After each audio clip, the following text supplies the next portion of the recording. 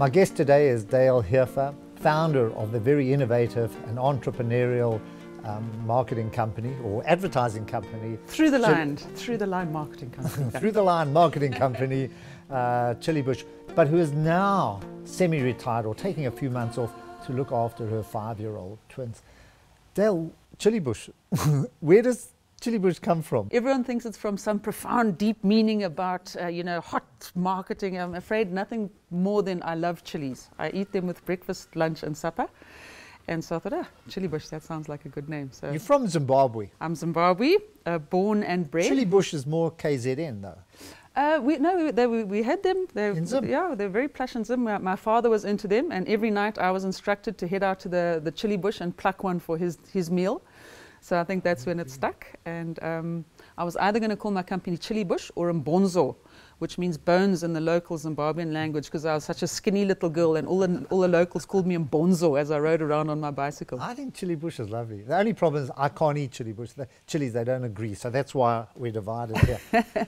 What drove a young lady, yes, without the skills, or when I say skills, without the kind of background that one would associate with advertising, creative background, yes, no money. Yes, that I can vouch for. And little commercial background. Right. To start a business in what is probably the most competitive industry, not only in South Africa, but in the world. Well, funny enough, I was never driven to start the business through a love of marketing. It was more, I wanted my own business, and how difficult can advertising be? It was a rookie era. I thought all you need is a place to work out of and some freelance designers, and you can start an ad agency. So I thought that's what I'm going to do. So but you have to get a message out to someone. I mean, that takes skill. Absolutely. Now I realized once I was a neck deep in it that it wasn't just a throw together last minute thing. You really had to concentrate and to come up with some innovative thinking. So once I was in it, it all changed, and I started loving marketing. So you're going to take on very experienced players. Yes. And you still got the courage to go ahead with it. Yeah, I think it was just a combination of naivety and ambition. And somewhere in between, I found a middle ground, and I had a couple of lucky breaks. And I focused more. What were the lucky breaks? A friend of mine's brother was the marketing manager of an independent brewery. So I thought, geez, this is spot on. My father will be proud of me if I win this account. And he gave me an opportunity to have a go. He had an agency already, but I said, come on, let me just have a go. So he said, okay, here's a product we have. It's called Chikoto. You may remember it was one of those very sweet beers that supposedly was aimed at the black market back in the day. So is this in Zim or? No, this was here. Oh, this was when my first 6 months of starting Chillibush. So I thought, right. He said to me, your target market is black men, aged about 50, LSM 1 to 4. So I said, okay, cool, but let me just double check that. So what I did was I loaded a whole lot of these into my boot, and I drove around. Beers. Yeah, these beers into my boot. I was driving this fantastic little Taz that I had for years. And I drove around from building site to building site, asking to do tastings with the supposed target market. And so I'd open my boot and I'd ask the building site manager, I'd slip him $50 and say, can I just ask some of your guys some questions? And so I got some of them to come and taste the supposed target market. And I uncovered that they all said, no, they didn't drink it, but either their wives or their daughters drank it. So I thought, okay, here's opportunity number one. My client has got his target market completely wrong. So I took all this information back, and based on what I'd gathered, I put together a campaign for him, and I presented it to him, and they were completely astounded. But I said, you guys, I'm afraid whatever you say, here's the proof. Here are my questions to all your target market, so your supposed target market, and it's wrong. Yeah, I've got a great idea. Yeah. I know you're in between now. Yes. I'm a SAB Miller shareholder. You're going to start a brewery? No. Away, and I'm an Anheuser-Busch shareholder. Okay. Can't you get a campaign to get women to drink beer? Because we'll double sales. My understanding was that women, particularly black women, were one of the largest consumers of beers. But we need this globally. All right, now there's a challenge. Good, I'm up for it, David. I'm up for it. Let's do it. What's our budget? So you got that account. We got that account, and we managed to do some great stuff for them. But as bad luck would have it, they went under on me, not through their marketing. They went under on me, and so that was my first reality check in the business world. I remember at the time it was 60,000 rand, and it was 16, 17 years ago. So I had to claw my way back up from that, but at least by then I had something from my portfolio that I could go and flog to other potential clients. And I also did very basic things, and in fact Chillibush still does them. For example, if I wanted an intro to a client, I would get, you get those little tin buckets on the side of the road. I'd get one of those. They're small little buckets like that, and I'd fill them with chilies, and I'd leave a little personalized note, and I'd go and leave it with a marketing manager of a concern. And they always worked because they were memorable. And in fact, I bumped into someone about a year ago, and they said, you came to see me 15 years ago, and I've still got your bucket on my desk chilies. with dried chilies on the desk. So it was just finding little ways of trying to penetrate the market. So when did the breakthrough come? When did the bigger, what was the next step that actually took you to where the company is today? My biggest breakthrough, I think, was winning some business for Alexander Forbes.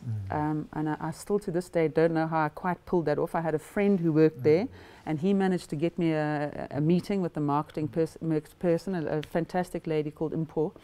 And we just bonded, and she gave me a little bit of business, and then a little bit more, and a little bit more, and soon I had Was this small-time advertising, or were these big?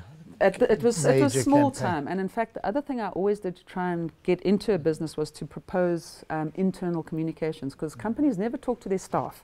Their staff were always the last people who knew what was going on or what the company was up to. So I always went in there with before we do anything, let's talk to your staff. What are the problems with your staff? Are there any areas where they're unhappy? How can we address these? And before we went public with any kind of campaign, we had to make sure the staff had bought into it and knew about it. Tell us something innovative that you've done. I love advertising. I watch adverts all the time. Yes. And I always try to get behind the thought process that created that particular campaign and what it's trying to achieve. Well, what we did, the same brewery, they brought out another drink. It was called Sisterhood. And it was when the alcopops were first starting to come out, the Savannahs and the sweet brews for females. And they brought out this one called Sisterhood. So we thought, let's be a little bit risque with this and give it a nun theme. So we came out with a campaign called Break the Habit. And this was another rookie error I made. I said, let's do a big robot campaign, a traffic light campaign. And so I had about 200 habits sewn up, just made up of cheap fabric, and I hired about 200 students, and they were going to hand out flyers at traffic lights one Saturday morning. So it was all well and good. I phoned the student company, and they got all these students there for me. And on the Saturday morning, I get a call from the client, and he says, "Listen, we've got a slight problem." So I say, "What?" He said, "Just go to one of the intersections." So of course I immediately drove to an intersection, and I hadn't briefed the student company that I wanted young, gorgeous women to be wearing these habits. So for some reason we had a whole lot of tall, ungainly men wearing these nuns' habits, and they had them all tied wrong. They looked like sort of Arabs selling my sisterhood drink. So that was the first innovative thing I did that went terribly wrong.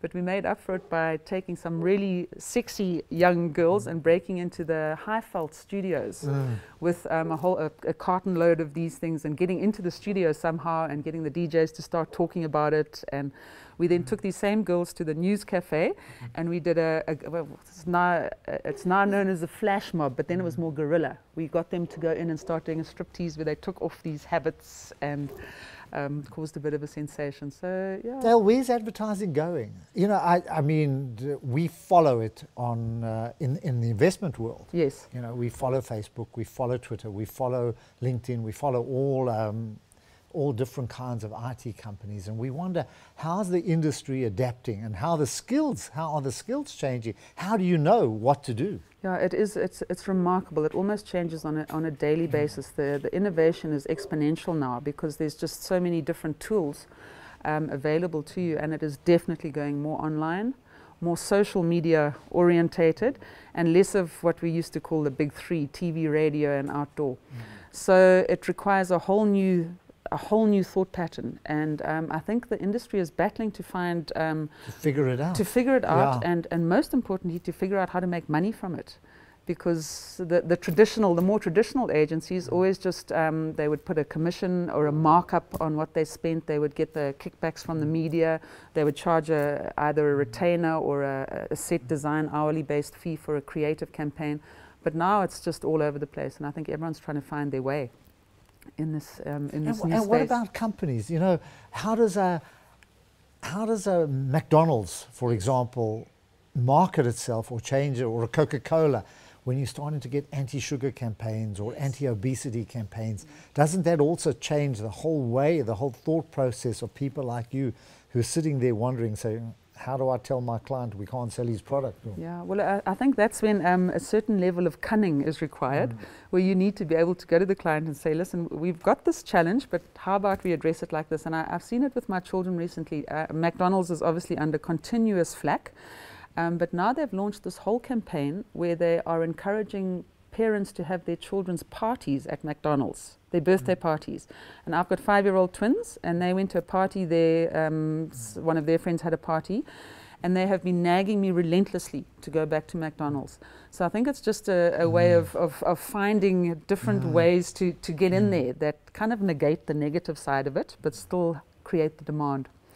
And I think that's what companies are trying to do. Coca-Cola too, just with its whole feel-good, we good oaks kind of I think you need to do, because I think that it's my generation that still drink Coke. You know? Yes.